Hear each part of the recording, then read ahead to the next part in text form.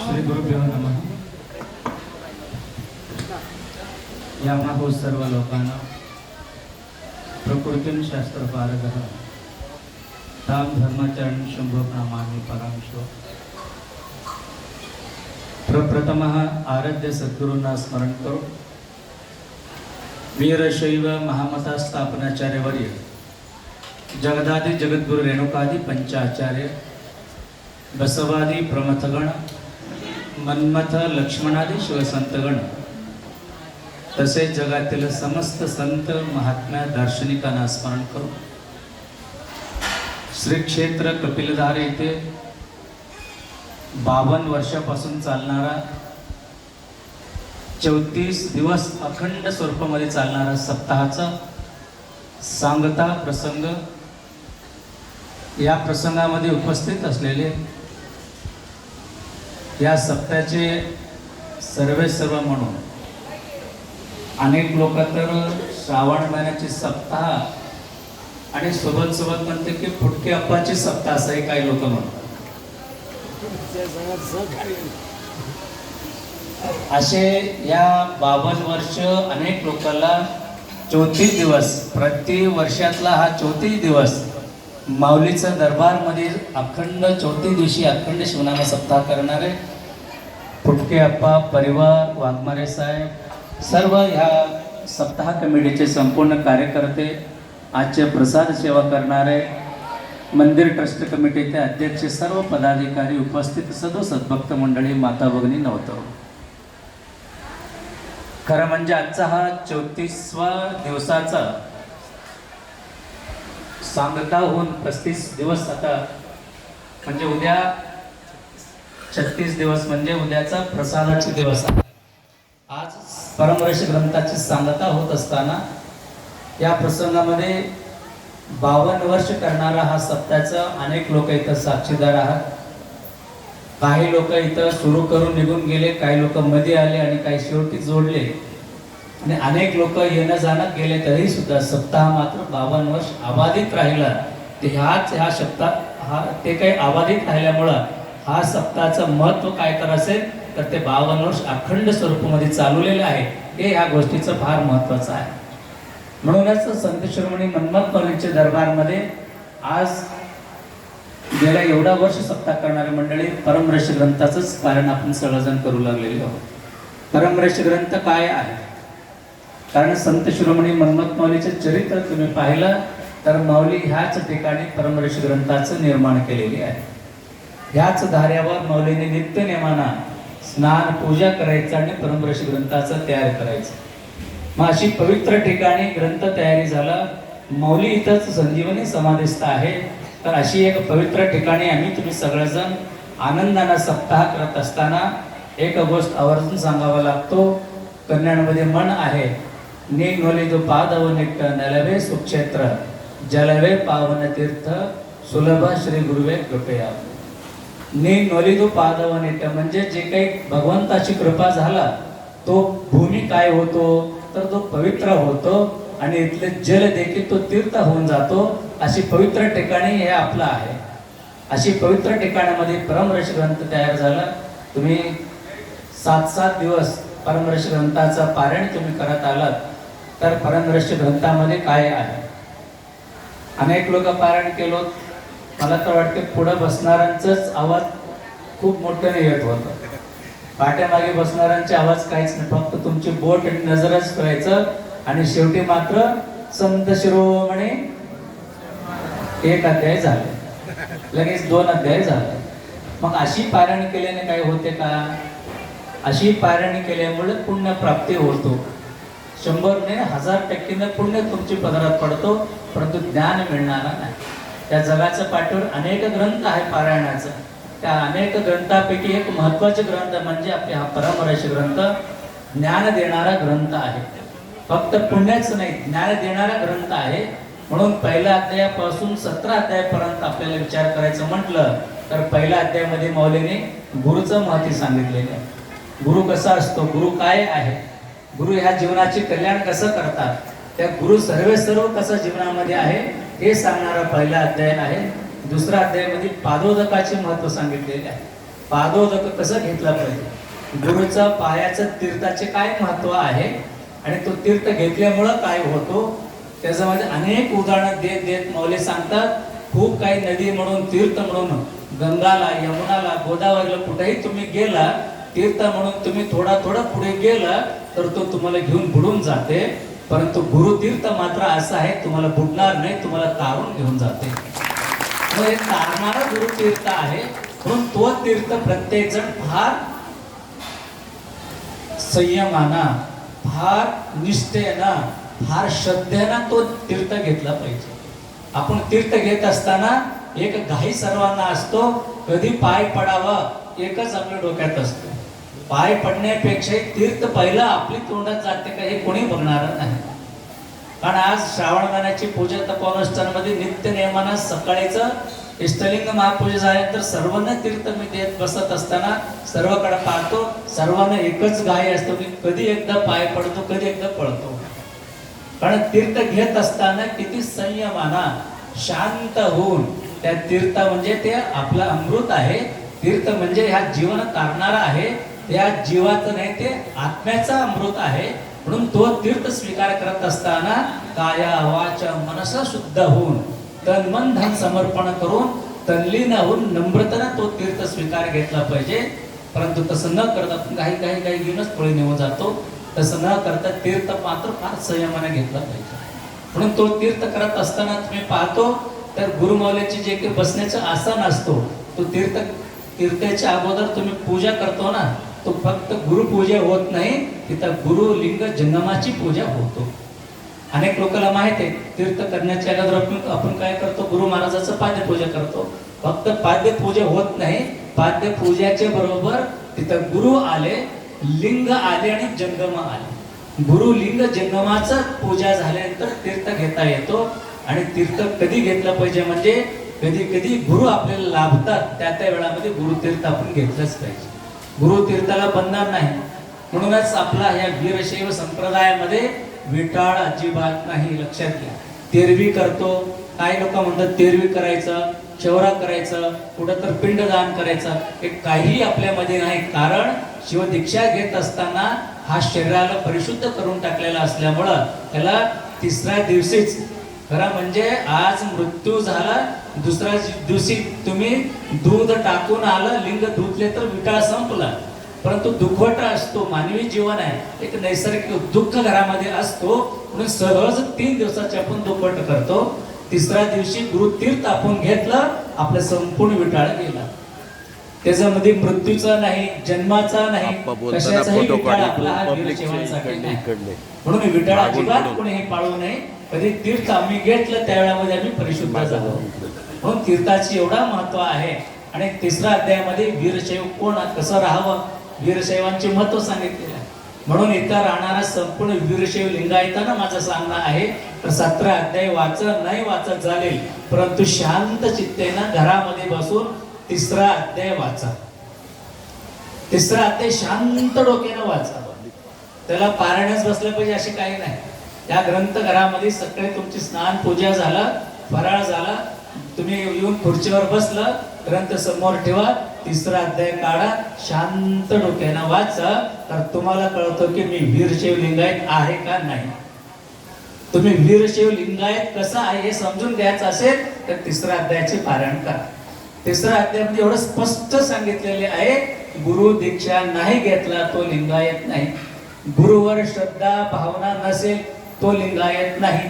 स्वधर्माचे पालन नाही केलं तो लिंगायत नाही. स्वधर्माचे पालन करणारा लिंगायत आहे. गुरुलिंग जंगमाचं सेवा करणारा गुरुलिंग जंगमाची सेवा करणारा लिंगायत आहे. त्याच्यामध्ये सखोल अशी पूर्ण माहिती मौलीने सांगितली आहे. म्हणून तिसरा अध्याय फार महत्वाचा आहे. कोण लिंगायत, कोण वीरशैव, आम्ही कसा वागावा. आणि चौथा अध्यायामध्ये ज्ञान कायाची बाबतीमध्ये सांगितलेले आहे. असं एक एक अध्यायामध्ये माऊलीने सांगत या जीवनाची सार देखील, कसं उठला पाहिजे, कसं झोपला पाहिजे, सकाळी उठल्यानंतर कसं आपण तोंड धुतलं पाहिजे, हे देखील माऊली या ग्रंथामध्ये सांगितलेले आहे. मग लक्षात द्या किती व्यवस्थितपणे सांगितलं. सकाळी उठल्यानंतर न बोलता शौचालय गेला पाहिजे, तोंड धुवून ब्रश केल्यानंतर कपाळावर विभूती धारण करून शिवस्मरण केला पाहिजे, तोपर्यंत बोलायला नको आहे. पण आपण मात्र सकाळी उठल्यापासून बोलतच फिरतो. आता तर सध्या फार मोठं फॅशन निघाला, गेले बाथरूमला घेऊन मोबाईलच. म्हणजे आपला हा समाज चाललाय कुठं, नेमकं आपण करावं काय हे सगळं बाजूला ठेवलं, मी दुसरंच करायला पुढे निघाले.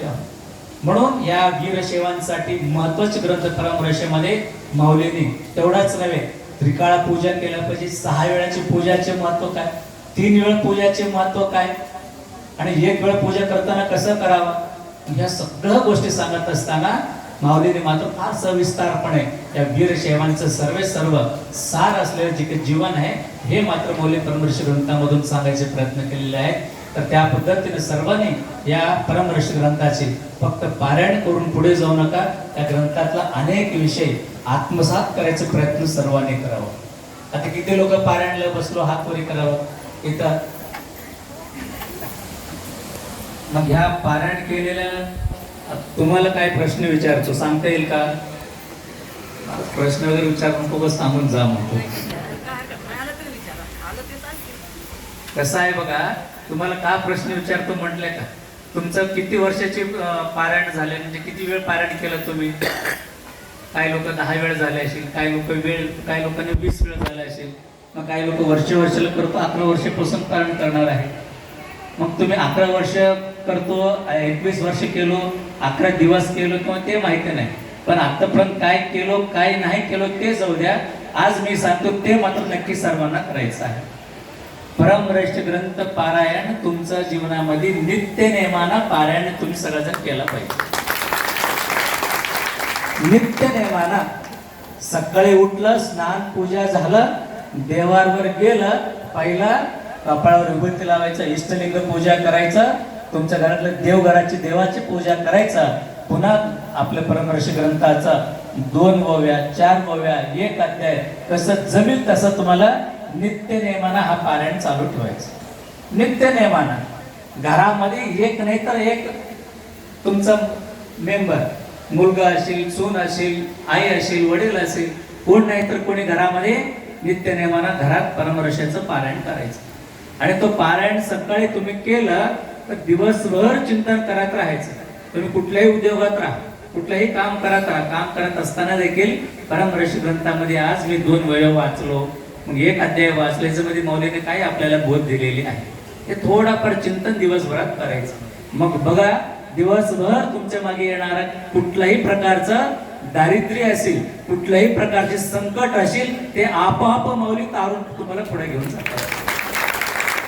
आम्ही मात्र काय करतो, कुठलंही देव पावणारा आहे, काहीतर नवीन काहीतर सांगावं, तिथं लाखो लोकांना जमा होतो, परंतु तुम्हाला न सांगता इथं आले की मनातलं सर्व दुःख दूर करणारा, मनातली इच्छा पावणारा, मनातली इच्छा पूर्ण करणारा माऊलीचा आपले घरामध्ये ग्रंथ स्वरूपामध्ये असताना ते आपण सोडतो, बाहेर खूप आम्ही फिरतो. म्हणून बाहेर न जाता प्रत्येक जण लक्षात घ्या, नित्य नेमाने घरामध्ये पारायण तुम्ही केलं तर मनमत माऊलीचं आणि त्या ग्रंथाची कृपा तुमच्यावर होते. म्हणून नित्य नेमाने घरामध्ये सर्वजण पारायण करत जा. आणि त्याचबरोबर रोज सायंकाळी मात्र घरामध्ये शिवपाठ सगळ्यांचे झालाच पाहिजे. इथं लोक घरामध्ये रोज शिवपाठ करतो, कमी हात दिसू लागले, रोज घरामध्ये शिवपाठ करणार आहे, कमी जास्त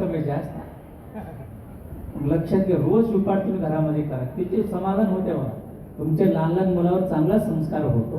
म्हणून नित्य नेमाने घरामध्ये सर्वजण शिवपाठ रोज, कसं तुम्हाला भजन टाळ हे लागते असं काही गरज नाही, शिवपाठ घ्यायचं, सर्वजण अशी गोल बसायचं, सगळ्यांनी विभूती लावून घ्यायचा, शिवपाठ हातात धरायचा, एकाने म्हणायचं एकाने पाठीमागे म्हणायचं, शिवपाठ करा 84 फेरा, चुके येणे, त्याला राग लागणार, ताळ लागणार, त्याला कोणतरी यावाशी काहीच नाही, तुम्हाला कसं जमेल त्या पद्धतीने तुम्ही शिवपाठ सगळं करायचं. शिवपाठ झाला तर तिथं जय जयकार गुरु महाराजाचा, तुमचा कुलगुरूचा जय जयकार करायचा, तुमचं इष्टदेवताचे जय जयकार करायचं, कुलदेवताचे जय जयकार करायचं, मौलीचं गजर करायचं. आणि हे झाल्यानंतर, जय जयकार झाल्यानंतर तिथं राहणाऱ्या लहान मुलांना सांगायचं की मोठ्यांचं पाय पडायला, आणि सूनबाई उठून सासूबाईचं पाय पडायचं. ते होते का? बघा, मुलगा उठून वडिलांचे पाय पडायचा, आईचा पाय पडायचा. मग हे तुम्ही सुरू केलं, तुमचे मुलं काय करतो, आपोआप तुमचा पाय पडायला सुरुवात करतो. म्हणजे तुमच्या घरामध्ये तुमच्या मुलावर चांगली संस्कार. हे तुम्ही घरामध्ये नित्य नियमाने चालू ठेवलं तर आपोआप तुमच्या घरामध्ये संस्कारयुक्त घर तयार होतो. ते झाल्यानंतरच बाकी सर्व काही आपल्याला लाभत जातो. नाहीतर तुमच्याकडे अगर्भ श्रीमंतगी आले, खूप गरिबी आली, याला महत्व नाही. तुमच्या जीवनात तुमच्या घरात किती संस्कार चांगला आहे याला फार महत्व आहे. म्हणून सर्वजण आपल्या आपल्या जीवनामध्ये संस्कारयुक्त जीवन करायचं असेल तर घरामध्ये सर्व धार्मिक कार्य नित्य नियमानं चालला पाहिजे. कुठेही तुम्ही जात असेल तर शिस्त पाळून चालला पाहिजे. कारण म्हणजे आज भरपूर काही बोलायचं आहे, परंतु तिथंही आपलं पारायण चालू असल्यामुळं तिथूनही आपले लगेच चालू आहे. गेल्या 2-3 दिवसापासून पारायण चालू झाल्यामुळं जास्त न बोलता एवढं सांगून जाणार आहे. तर जीवनामध्ये काय कमवणार काय नाही कमवणार ह्याला बाजूला ठेवा. तर तुमच्या जीवनामध्ये श्रीमंतिकी कशाचा असेल, तुमच्या घरामध्ये तुम्ही श्रीमंत कसं ओळखावं असं म्हटलं तर तुम्ही काय म्हणतो, श्रीमंत कोणाला म्हणतो तुम्ही? घरासमोर गाडी घोडा बंगला त्याला श्रीमंत म्हणतो ना. संसारिक भाषेमध्ये श्रीमंत कोणाला म्हणतात? घरासमोर 4 व्हीलर आहे, घर मोठं बंगला आहे, प्रत्येकाने वेगळ्या वेगळ्या खोल्या आहे, ते फार मोठा श्रीमंत माणूस. गरीब कुणाला म्हणतो? त्याला एकाच घरामध्ये सगळं राहतात, घरासमोर बैलगाडी राहतात, त्याला तुम्ही गरीब म्हणतो. मी म्हणतो नाही, ह्याला गरिबी श्रीमंतीपेक्षाही तुमचं जीवनामध्ये आध्यात्मिक श्रीमंती होणं फार गरजेचं आहे. तुम्ही श्रीमंत आहेत कसं कळतो? तर कुणाच्या घरामध्ये सगळ्यांच्या कपाळाला नित्य नेमाने विभूती दिसतो, नित्य नेमाने कुणाच्या घरामध्ये लिंग पूजा होतो, नित्य नेमाने घरामध्ये देवाचं गुरुचं स्मरण होतो, नित्य नेमानं गुरुलिंग जन्माची सेवा होतो. तो घर म्हणजे खरं श्रीमंताचे घर, तो खरं श्रीमंताचे घर आहे. कारण हे जे काही आहे ना, लौकिक गोष्टीत एक दिवस सोडून जावा लागतो. श्रीमंत असो गरीब असो मेल्यानंतर मातीतच टाक. इथं काय श्रीमंती गरिबी नसतो, परंतु तुमचं खरं श्रीमंती कुठं दिसतो तर भगवंताच्या दरबारमध्ये. भगवंताकडे तुम्ही गेला तर भगवंत तुम्हाला ओळखतो किती श्रीमंत आहे तो. म्हणून संडे हो या मंडे रोज खाए अंडे, फिर बाद में मिलेगा यमराज का दंडे. मग नंतर मात्र यमाचं तुम्हाला दंड भेटणारच आहे. म्हणून तिथं गेल्यानंतर मात्र स्वतःला श्रीमंत म्हणून घ्यायचा असेल, तिथं भगवंताच्या समोर तुम्ही गेल्यानंतर भगवंत म्हटलं पाहिजे हे खरं गुरुचं शिष्य आहे, खरं हे महात्मा बसवेश्वराचे शिष्य आहे, खरे हे संत शिरोमणी मन्मथ मौलीचे भक्त आहे, हे त्या ठिकाणी त्या यमराज म्हटलं पाहिजे. तिथं गेल्यानंतर तो म्हटला पाहिजे हे शिवभक्त आहे, हे शिवभक्त आहे, त्याला तुम्ही विचार सुद्धा करू नका, त्यांना सरळ तुम्ही कैलासाला पाठवून द्या असं म्हटलं पाहिजे. मग तसं म्हणून घ्यायचं असेल तर इतकंच तुम्हाला काम करावं लागतो, इतकंच स्वधर्माप्रमाणे सर्वांना वागावं लागतो. तसं सर्वांनी वागण्याचा प्रयत्न करावा. गेल्या 52 वर्ष चालणारा हा अखंड शिवनाम सप्ताह हे 34 दिवसीय चालणारा सप्ताह आहे. म्हणजे जवळजवळ 1.25 महिना हा सप्ताह चालतो. तर ह्या सप्त्यामध्ये फुटके अप्पा असतील, वाघमारे साहेब असतील, इथले सर्व ट्रस्ट कमिटी मंडळीने खूप काही कष्टातून खूप काही जीव वाचून अनेक गावाला सेवा देऊन, अनेक गाव आले काय नाही आले काय दिवस रात्र एक करून इथं अनेक मंडळाने मन्मथ मौलीच्या दरबारमध्ये तुम्ही सगळेजण सेवा करू लागलेले आहात. तर हा सेवा तुमचं फक्त 52 वर्ष 55 वर्ष 60 वर्ष न राहता हा सप्ताह मात्र शताब्दी सप्ताहापर्यंत जावं. शताब्दीच नव्हे तर कुठपर्यंत माऊली इथं वास आहे तेव्हापर्यंत अखंड शिवनामा सप्ताह आभारित राहावा अशी या ठिकाणी माऊलीलाच मी प्रार्थना करतो. आणि या सर्व गोष्टी शेवटी करून घेणारे माऊलीच आहेत. म्हणून या सर्व जे काही करणारा त्या संत शिरोमणी मन्मथ मौलीस तुम्हा आम्हा सर्वांना त्या सद्बुद्धी द्यावा, अखंड शिवनामा सप्ताह अखंडित अबाधित राहावा अशा ठिकाणी सांगून परत एकदा तुम्हा सर्वांना जगद्गुरु पंचाचार्य बसवादी शरण मन्मथादी शिवसंतांची कृपा तुम्हा सर्वांचा मस्तकावर असून या ठिकाणी शुभ आशीर्वाद देतो आणि वाणीला विराम देतो. शिवम भूयात सांबजे नमः पार्वतीपते शिव. एक सूचना आहे सगळ्यांना